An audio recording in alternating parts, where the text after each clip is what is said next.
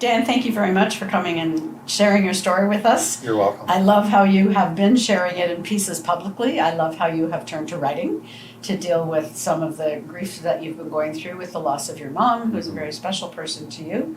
I'm very respectful and admire your presence in the community over Thank the you. years. It was a pleasure doing business with you, but you have just been this presence in the community, and those are the stories that we're seeking to find. You grew up in and around the London area. What was it like? So tell us the Dan Fraley story. Well, the Dan Fraley story is when people, I think, first ask, when did you know? And for me, my first recall of knowing that I was gay was probably when I was 5 or 6 years old. But I think when we're young, we don't see it as right or wrong. We sense in our mind that maybe it's not in the right lane to what we're experiencing as around us. But I think where it comes challenging when you're coming out is when you face judgment or ridicule. And that's when your self-worth and your identity of who you are becomes challenging. So for me, I was able to maneuver through public school for the most part fairly unharmed.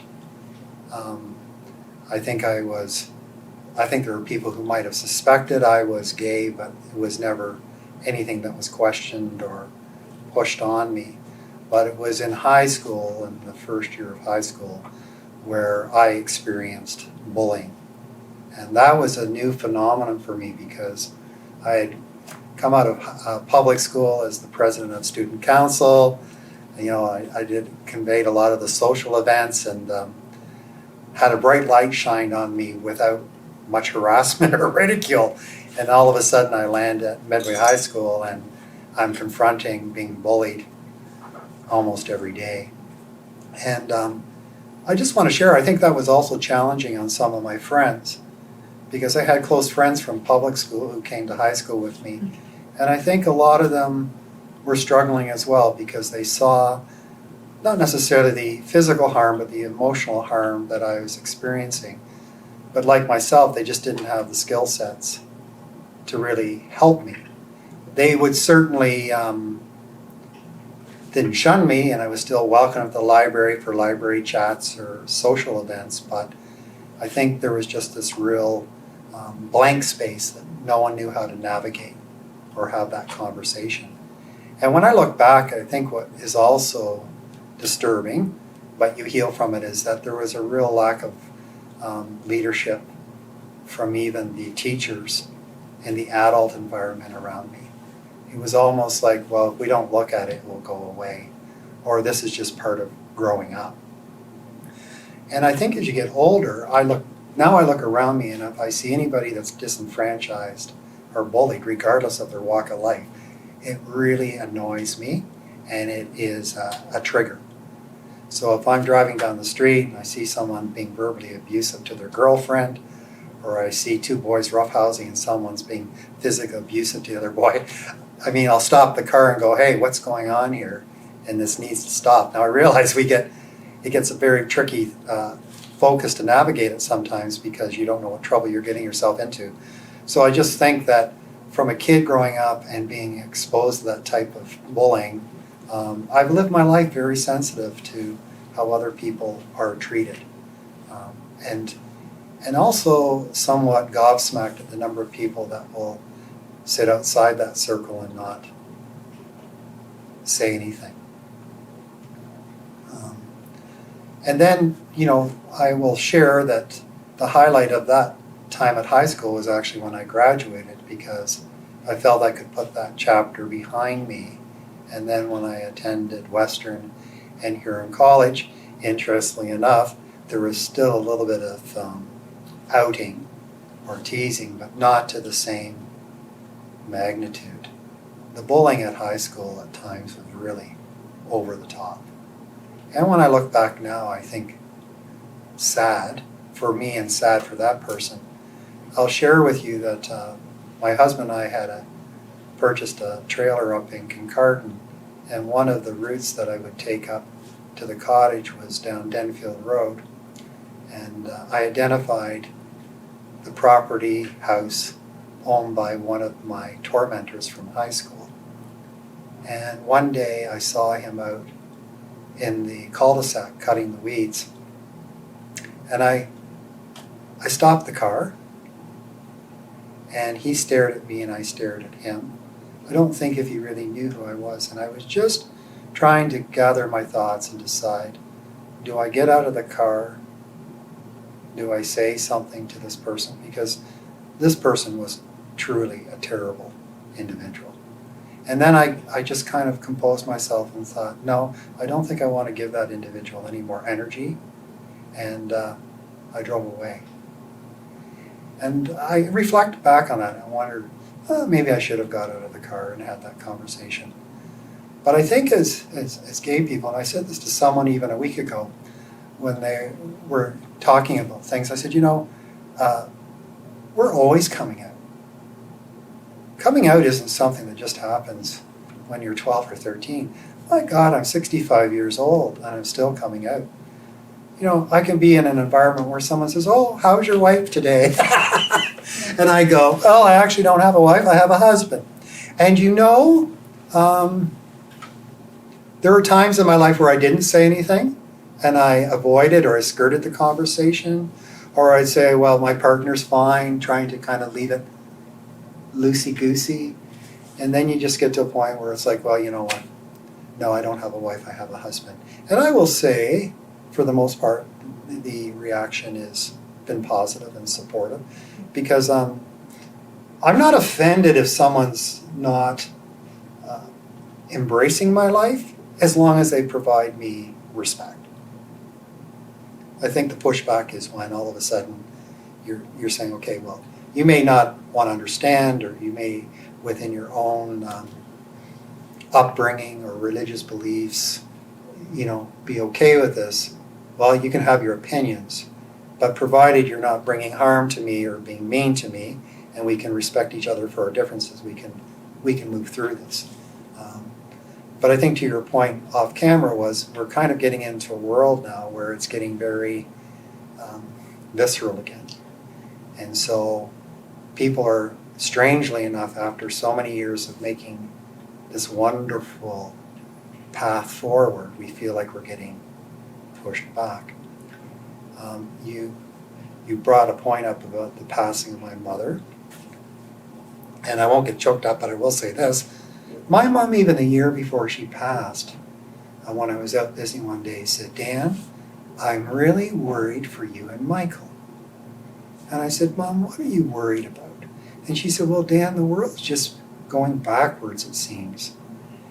And she said, I just worry about where the world's going and how your futures will be based on what I'm feeling and seeing. And it brought to the point, I don't think a parent ever stops worrying about their child and wanting their child to be happy. And I thought, I was very touched that my mother would share that, but I was also sad myself, because I thought, my God, here I am almost going to be 65 years old. And my mother is still worried about our well-being because of who we are. And I think that just spoke volumes to the fact that we do need to start having these conversations and pushing forward again. Because sometimes I think what's happened is, we get busy with our lives, we're successful, we're involved, and we get complacent. And we also get ourselves into environments where there's complacency. Because let's face it, we all want to kind of function and work within a protective environment. So you create your circle of friends or colleagues who are loving and accepting, and then you're not getting interrupted by being in environments which aren't welcoming. And when you're faced with those, and they're out there, it's quite shocking. We had a situation several years ago that my husband still brings up. We were traveling to a community in the States, which was kind of a Key West environment, where it was very artsy and theatrical, and the vibe of the town was very supportive of the gay community. And one night when we're waiting for our table outside of a restaurant, this woman comes out and goes absolutely crazy on us for being gay. And basically said that all the problems in the world are because of you faggots. And we're standing there as mature men looking at this crazed woman who's brought this angst at us, totally unprovoked. Yeah. And it just was so unnerving because it just kind of peeled back the wound and said, you know what, we think we've healed through this, and there's still a lot of misunderstanding, prejudice, and anger out there. And then your conversation is for the young kids today. Well, if we're talking about a 15-year-old, I'm 50 years older, so I mean, I think just it's sometimes hard to understand youth, but I don't think that's a case of whether they're straight or gay. My parents' generation sometimes were trying to figure out which way our head was turned on. But I do think, this is what I feel, is that the young kids today, I think, are experiencing something very different than we did, because when I was being bullied at high school, or whatever, at least when I got home, I had my safe zone. The only interruption I had was one time on Christmas Eve, someone called, my mother answered the phone, and they said to her, "What's it like to have a son who's a faggot?" and hung up the phone. So we're talking 1974. But that interruption of a family's well-being or a person's well-being only happened through someone having the nerve to pick up a phone. But now we're into a total different world, where younger children are exposed to social media and environments where I could escape. A lot of people today can't escape because a young child can look at their phone and be bullied on their phone, or through the spread of social media, things can just go sideways. But to your point that we spoke of off camera is, yes, when I was 14 or 15, did I think my world was at an end? Did I have low points where I thought about what are the alternatives? Absolutely. But looking back all these decades later, I got through it. You can get through it. And there's wonderful opportunity to celebrate life. I use this analogy. If there are 9 sandboxes and someone shits in your sandbox and is mean to you, do you still play in that sandbox? Some people do, and I question why. Because if there's alternative sandbox, find the alternative sandbox and play there. And I was very blessed to have that fortitude to say, you know what, you don't like me, you want to call me, that's fine. But there are other people who aren't calling me names, who want to embrace me and support me as a friend and as an individual and a human being. So that's where I'm going to lean to. And it was that support community that helped me through some very challenging times. Can I ask how supportive or not supportive your parents were when that was happening? Well, I will share that my mother originally was not supportive. My father was right out of the gate very supportive, which surprised my mother, took her back a little bit. When I came out to my father, his comment to me was, well, it's not what I wanted to hear, but you're my son and I'll always love you, and until the day I die, I will protect you, which he did. I had a confrontation with an individual in the real estate development community who was not kind with some of their words, not necessarily directed towards me, but they were certainly inflammatory and anti-gay. And I met my father at an office a day later, because my father was in real estate development. He said, "You don't seem yourself." And I said, "Well, I had a bad situation the other day, and someone just said some things in front of me that weren't very comfortable." And my father said, I want that fella's number. And I said, well, Dad, don't, and this is 1995. I said, so I'm now in real estate for 9 or 10 years. I said, well, Dad, I don't know about that. He said, no, I want the number. So I gave it to him. 3 days later, I'm back at a meeting with colleagues with this individual, business person. And he walks up to me and he says, I just want to tell you that your father called me. And he said, every young man or woman, daughter, should have a father like that. And he said, I owe you a profound apology. So I never to this day know what my father said to this person. He never told me what my father said to him. And to this day, whenever I see him in a public or business setting, it's always a hello, hi. Clearly that was a transformative moment for him, though, and Yeah. likely would challenge that behavior to be repeated. Absolutely. And I think that's where my father was coming from, was look, and I was very fortunate to have parents that, always made us look at all aspects of life. We lived what I would call as a fairly blessed life, if you want to paraphrase it that way. But both my parents were very aware of, of our good fortune, but to be aware of what other people are going through and the disenfranchised. And so I think my father's position was, and I think that was his word. He said, I'm going to protect you. And I think he just felt at that point in time that it was critical for him to have that conversation with that individual, not only for me, but for himself. And my mom was not as supportive in the beginning, but we worked through that. And over time, there was an apology from her. I actually moved out of home because my mother was not comfortable with me living at home.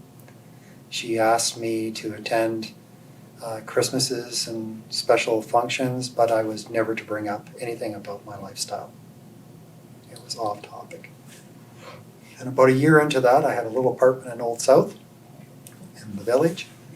And she called me one day and said, this is prior to me being in real estate. This is 1982, 83. And she said, can I come over? And I said, sure.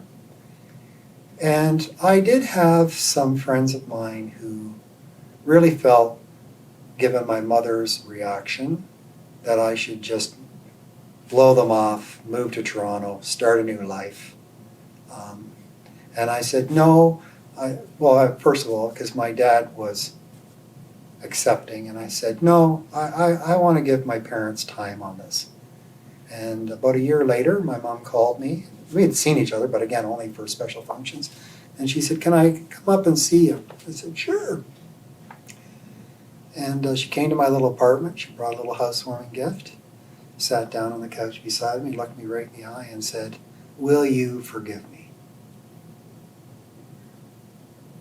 And I said, well, Mom, what is there to forgive? She said, Danny, I have not been kind to you. I have not been good about this. But she said, you need to know this. I love you. And my reaction was out of fear and not fully understanding where life was going to take us. And she said, Dan, she said, I just worry for you because I don't think it's going to be an easy life. But she said, forgive me. And she said, we want you to be very much a part of our lives. And if there's anybody special in your life, we want them to be a part of our lives too. And then I think the parent-child relationship is the same as everybody else's. Sometimes we just agree to disagree, right? But the conversation about, me being gay and that being a problem, thankfully, that resolved itself. I mean, we still had other disagreements on certain thoughts and feelings, but they were very supportive, and I feel very fortunate for that because I think that allowed me to stand stronger and move forward more confidently. And I never And for some people looking at this, I was never one that was on the front line. And I really respect those people of my generation that were on the front line or walking first and forefront and they gave pride or whatever. I would attend them sometimes I walked in them. I always felt like everybody just had to figure out what lane they were comfortable with. But I had a very wise mentor who said to me one time, you know, you don't have to walk into a room and say, "Hi, I'm Dan Fraley and I'm gay." I don't see people walking into a room going, "Hi, I'm so-and-so and I'm a heterosexual," or "I'm bisexual," or "I'm pansexual," or whatever. The point of the conversation was, go in and be who you are, be authentic to yourself, but if someone ever addresses you and asks you the question, "Are you gay?" then you should be honest. Because chances are if someone's asking you the question, they already know the answer. And then I think, you know, the coming out process for everybody is like your DNA. It's unique, it's different. My heart always aches for young people who have never had or have struggled with their parents accepting their sexual identity. That is certainly a challenge. I had a bit of that challenge, but it worked itself out. But I do have friends my age who lost communication with their family or were disowned because of their sexual identity, and I just think that's very sad. And but I look at some of those individuals and they have been able to work through that and build a new family and a new community, and have thrived. How much was your participation at any level in the community in those days a part of keeping you going forward? Well, my first official coming out was when I was 22, and I was a usher for a wedding. And I got very depressed in that environment after the wedding and the reception, because it's all about this, my friend and his new wife, and all this heterosexual celebration. And so I showed up at the Halo in a tuxedo. I had one gentleman whose name I can't recall came over and bought me a drink and said, "We just knew it'd be a matter of time we'd see you here, but we never expected you to show up in a tuxedo."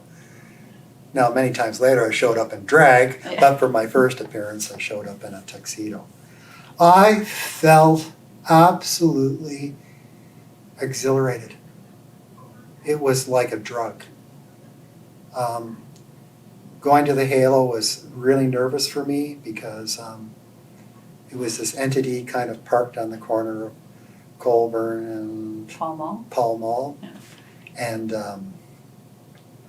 I parked my car 4 blocks away and walked there I'm sure you're not the only one who did that. because I was afraid of my car being identified.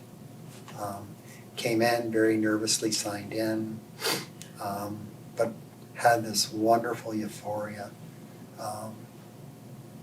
that I was finally in an environment where I felt safe and I could celebrate myself.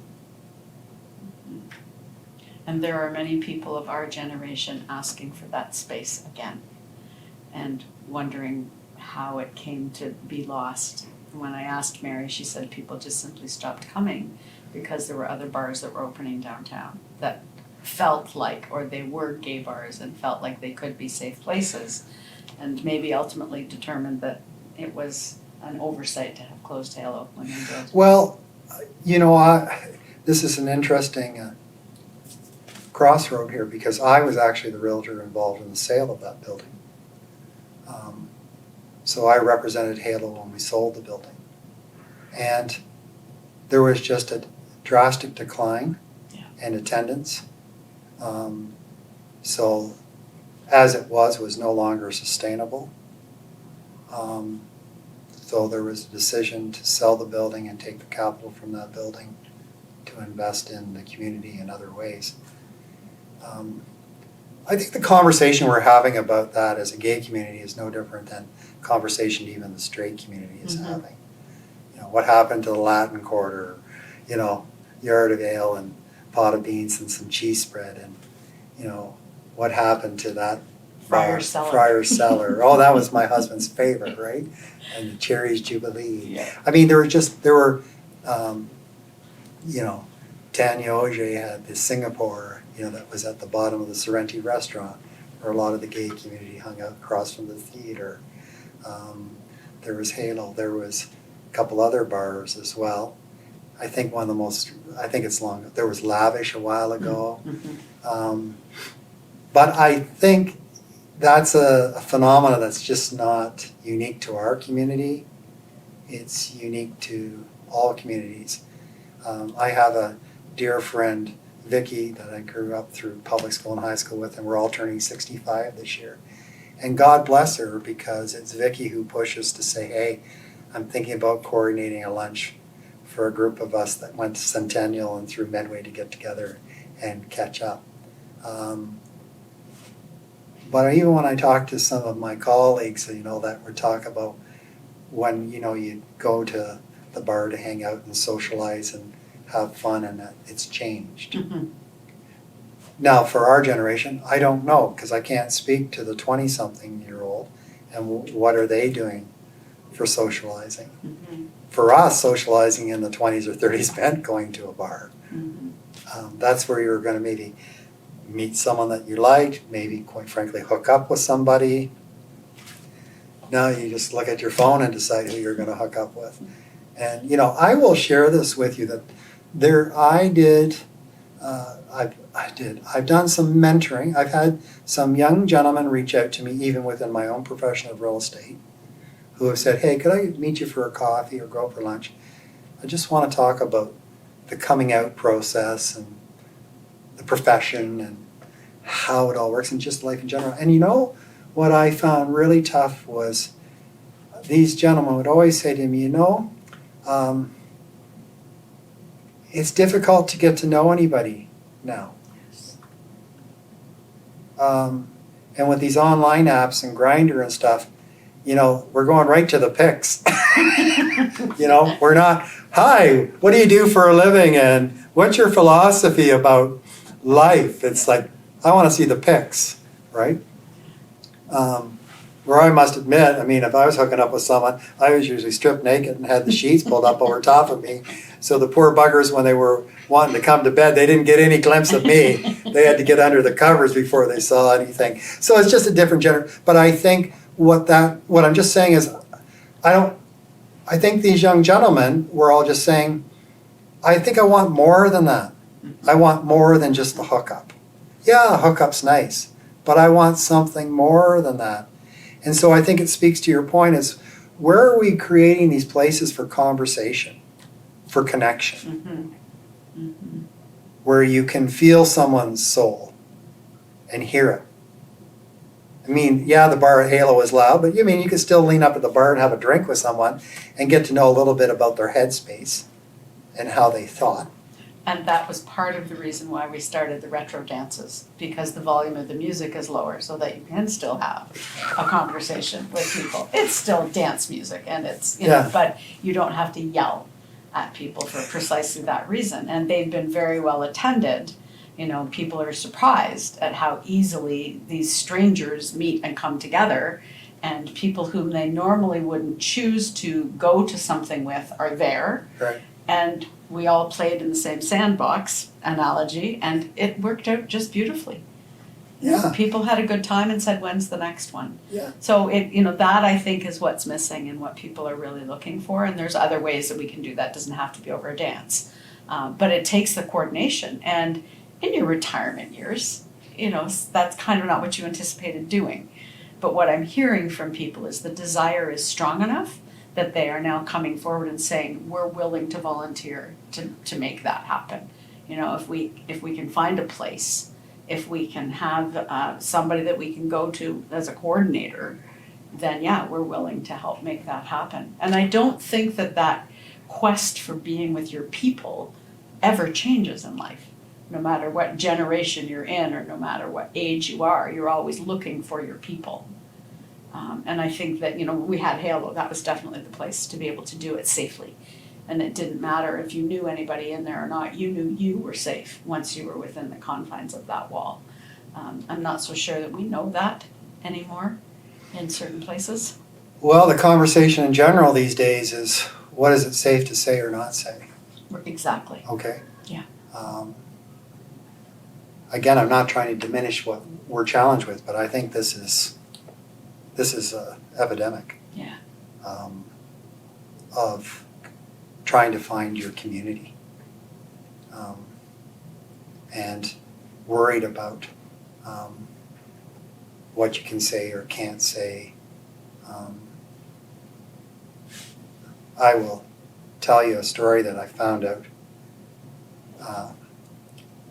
a few years ago.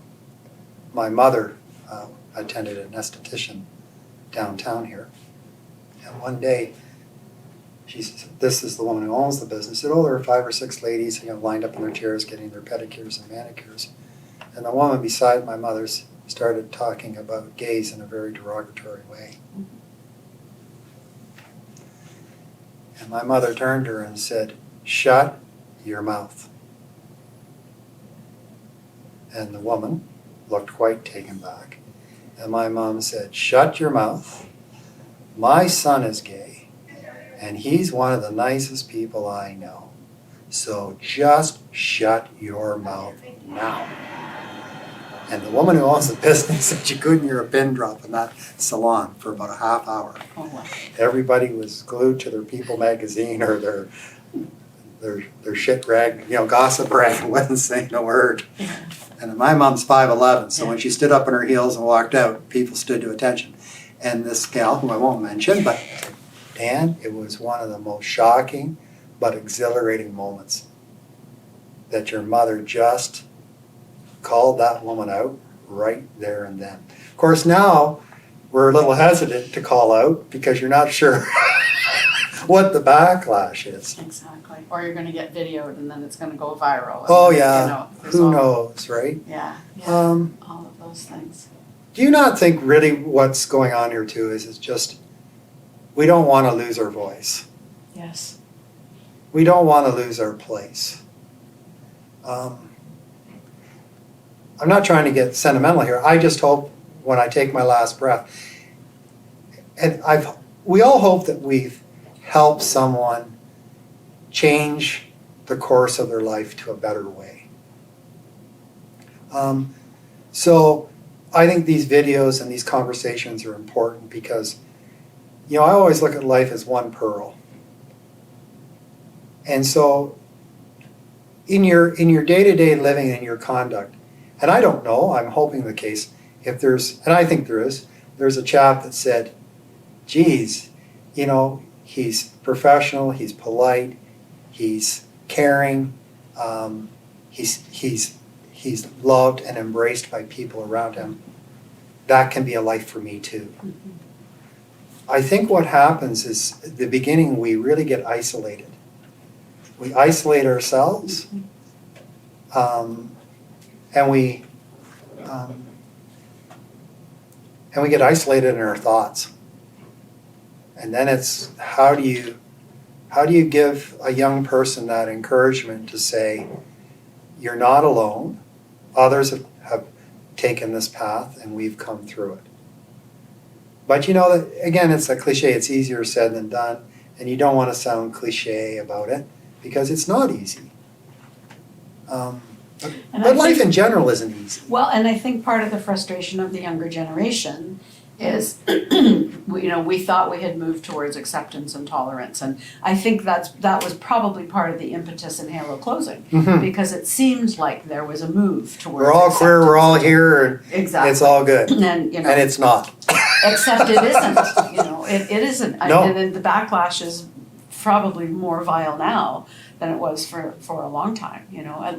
At least for the most part in London, we can march in the Pride Parade and not have fire hoses sprayed at us and tomatoes thrown at us and eggs thrown at us like happened in the 70s. But the vitriol comes in other ways, and you can get it on the protest that was held at the board office, you know?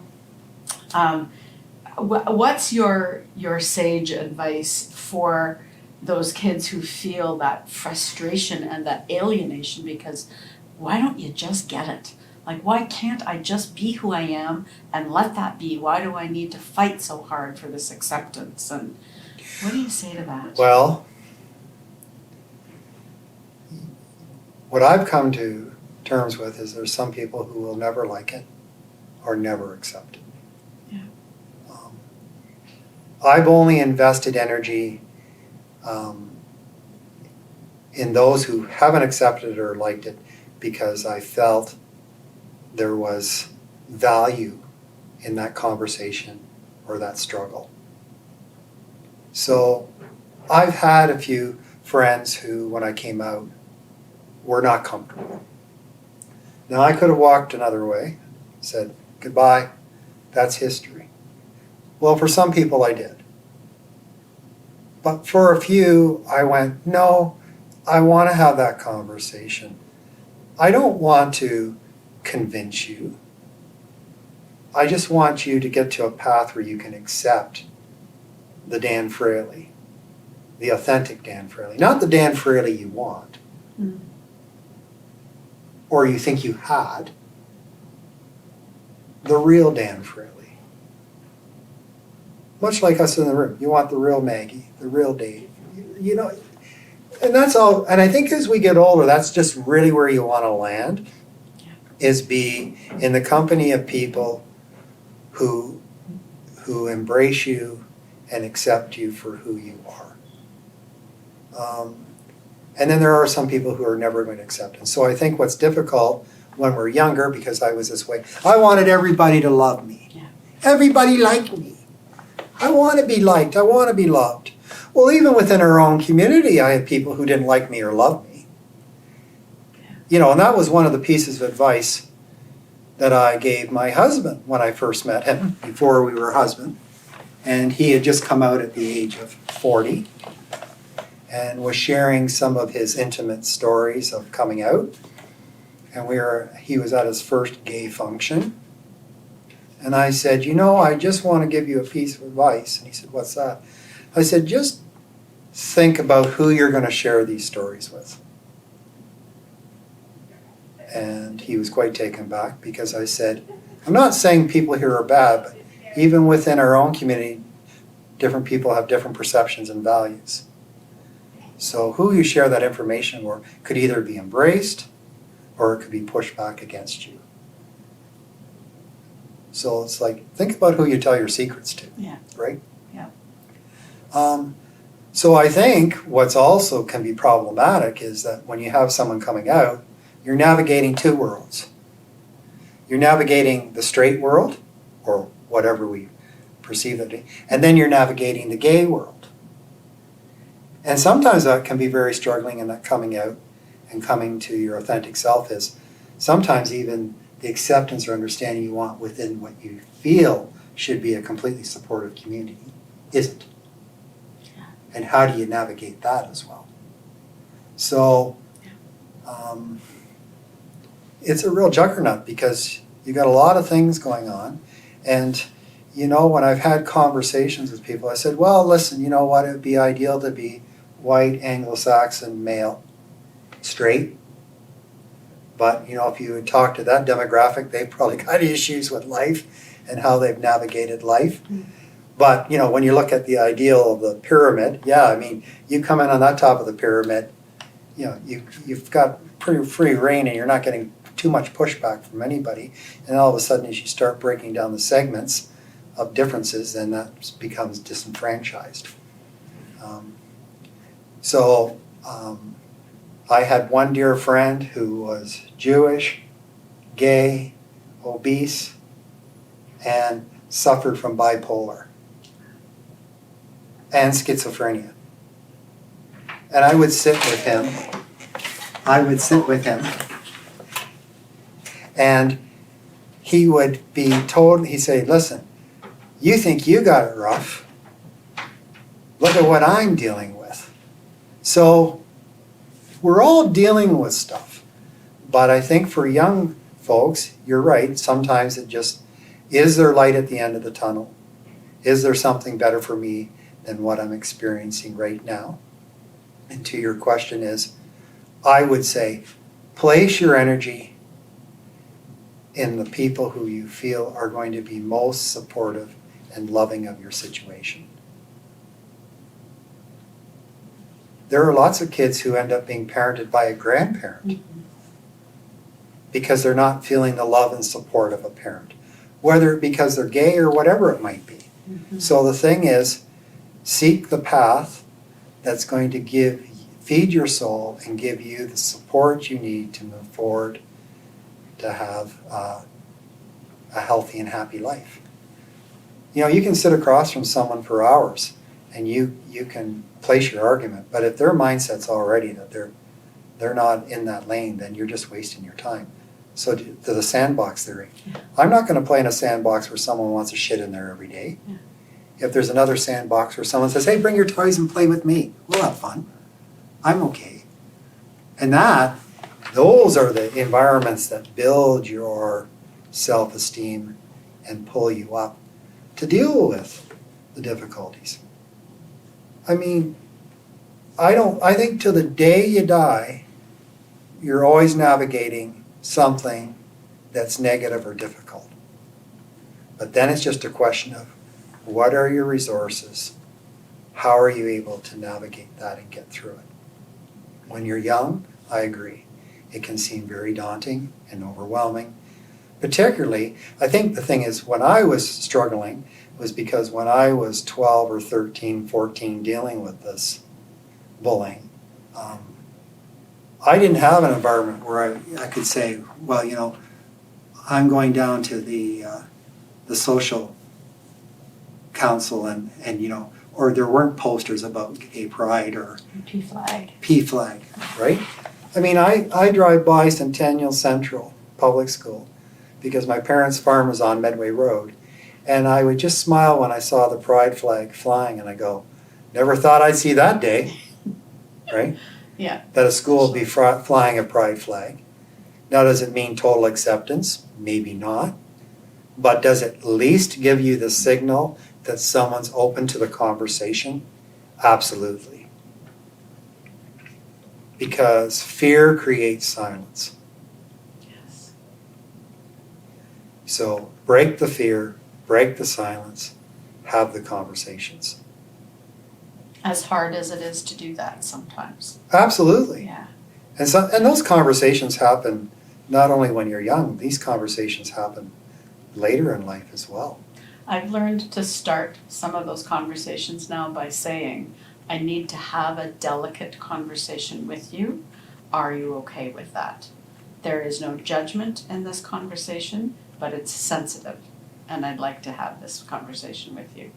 And just let that sit for a moment, you know, rather than come out and say, with both guns a-blazing, you know, listen, we need to talk about this. This is, you know, I feel Well, the like tone's already exactly shifted and it's Right. not making it feel comfortable. Yeah, but again, I think all of that ability comes with our age and the experiences that we've had and the fact that we've been able to look back on several and say, you know what, when I went in attacking, it didn't work. So I need to do this differently this time. And I'm not sure how many of those, you know, professional connections you had that may have been that way, that you would have had to really sort of, you know, challenge yourself. What position am I going to take here? But I think that comes with wisdom and age and experience. But I do think in general, approaching delicate conversations with kindness and gentleness will gain a lot more progress than coming out with both guns blazing, so to speak. Yes, and I would say that when I was younger, Yeah. I was more guns a-blazing. Yeah. Because I think it's just the nature of Yeah. your youth and how you feel about things. And then as you get older, you see all the energy that goes into that. And then say, maybe if I didn't put all that energy into that anger Yeah. and softened the approach, maybe we would have got further down the road in the relationship or the conversation. Yeah. And I think the thing that I dealt with and still deal with at some degree is dealing with depression. Because I think when you are struggling with being your authentic self, that can bring on depression. And when I did seek out psychotherapy and counseling, one of the things that was always said to me was, well, depression is repressed anger. And so for me as a young man, I did get very angry because I felt that I was repressing my authentic self and not being true to myself, and therefore that anger was spilling out on other people. And sometimes in life we get these gifts where someone calls you out right out of the blue. I had a colleague back in 1990 call me out. We were on a business vacation, reward, and her name was Betsy, a lovely lady, and she turned to me one night, we were out for dinner, and she said, "What are you so angry about?" She said, "You're a top salesman with our company, you're doing well, why are you so angry?" And I was quite taken back, and I said, "What do you mean I'm angry?" She said, No, you've got an edge to yourself. You're angry. What is it about?" And that one-on-one dinner, I said, well, I'm probably angry because I'm gay and I just feel like I'm kind of trapped myself within this corporate image and I can't be out. And she said, well, Dan, you need to deal with that because you're not evolving into a very nice person. So figure that out. And I literally came home and addressed that issue and started having conversations with a professional about how do I navigate that anger and get rid of it. And I realized a big part of that anger was because I was still somewhat living a closeted life and not feeling comfortable about that. And even though someone's not asking you if you're gay, you're still navigating and kind of presenting a story that's not really your true story. So all I can say from almost being 65 years old, it's wonderful when you finally get into that path where you can live your authentic self. It doesn't come easy, and even after that, every day isn't necessarily easy. But it is the better way to live life if you can. Can I ask you delicately, has writing helped you deal Absolutely. with some of that anger? Yeah. Because your writing is amazing. Well, thank you. No, and it's actually, I really feel pleased that there's a number of people that it's helped them as well. Yeah, I think writing is, for me, and poetry and creative writing has just helped. I don't think there's demons within me, but there's conversations I wanted to have and share. And one of the most recent conversations, of course, was about sexual abuse, which transcends every community, but it was something I was impacted by, and it impacted my family. And I felt, strangely enough, at 65, it was time to share that story and have that conversation. Sometimes it's the conversation you have in the mirror with yourself. Sometimes it's a conversation you have with a trusted friend or your spouse, or whatever your faith is, you have that conversation. So to me, conversation and communication are healers. When we stop talking, when we stop having conversations, when we stop communicating, is usually when problems occur, either for yourself or for your loved ones or for your friends and your relationships. And yeah, you're right. Sometimes we have to speak softly, carefully, because we know we're entering into a delicate conversation. Yeah. But yes, the writing for me has been a wonderful outlet. The other thing I attended as well in the last year and a half is a grief counseling group, which to me was also a wonderful opportunity to embrace my grief and understand it and learn how to live your life with grief. I don't think grief ever goes away. It does It not. just changes, right? Yeah. Yeah. And it still creeps up, and the funniest little thing still brings in that moment of grief. And the grief isn't the sadness that the person is gone, as much as it's the sadness that making those memories again will not happen. Mm-hmm. You know? And yeah, but I think that we in the gay community carry grief in general because we have all had many losses. Huge. I Huge remember losses. in the mid-90s, and when I lost one of my closest, dearest friends, Ted, to HIV/AIDS, I mean, I was just gutted. And yet now I see friends of mine who were able to navigate through that and are still healthy and living full lives. But that late 80s, early 90s was a very tough time on our community, and pushed a lot of people into corners. Yeah. Mm-hmm. I mean, and I think I don't want to do it heavy, but I think as a gay person, you look back and you grieve part of your youth because you think, oh, people were just a little bit more accepting and had, what would my youth been like if I hadn't been bullied? Yeah. What would my youth be like if I had been more accepted? Of course, and I mean, I'm a gay man the first to admit, what would life be like if I'd been straight versus gay? How would that have changed things? But do I look back and want anything different? No. No. And that the contentment is enough. It doesn't necessarily need more. I don't need more of, or I still need it to be this way. And I think for me, that's the gratitude I have for aging, is that we are far better able to let go of that desire to have to change everything and be content with the enough that we have. What do you think also with I'm not trying to channel it, but youth and gay and coming out, it's also about wanting affirmation. Yes. But affirmation is something that we all struggle with. Absolutely. And I think to your point, as you get older, you're less and less concerned about affirmation. Yeah. But I think, we're all human. We want to be accepted. We want to be loved. We want to be liked. And of course, when you get pushed back on that, that can be very challenging and very unnerving when you're young. But what I wish for anybody young that's struggling with coming out, or dealing with their sexual identity, is to really try to reach out and find a mentor or someone that they can have a conversation with. I had a conversation with a colleague just before I arrived here, and she laughed. She says, I needed your phone call today. I'm full of piss and vinegar now, because we were having a conversation where she was feeling a little bit bullied and beat up to have a certain perspective on a storyline.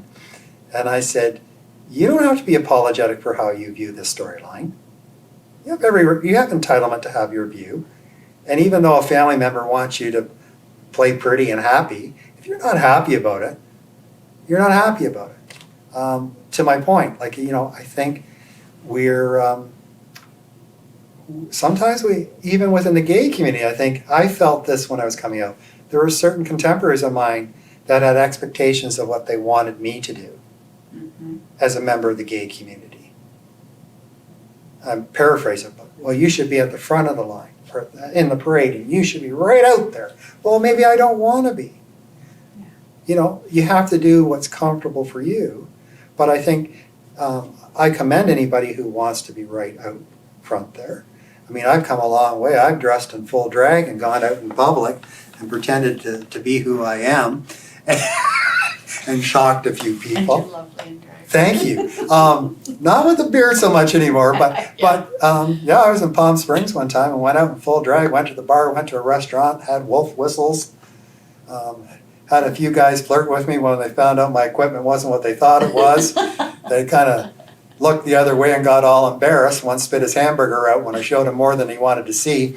But anyways, it's just, again, I think we just have to find our happy place, and it's not easy, but if you work at it, you'll get there. Particularly if you really try to surround yourself by supportive people. And unfortunately, sometimes the people you want to be supportive aren't. And if they aren't, then my conversation is find people who are, and then maybe some point down the road, that person who wasn't supportive, if you still want them to play a factor in your life, maybe down the road you can have that conversation. And you were lucky enough to be able to have that. I was lucky enough to have and that. And you and your mother were very, very tight. Yeah. Very tight. Yeah. And my father was, I have many friends who have known the story, have always said, your father was your quiet champion. And he was. So again, I recognize I'm very fortunate to have had two parents who were very supportive of me, of my husband and of my past relationships. And like most parents, they just wanted you to get to that happy place. Any final thoughts?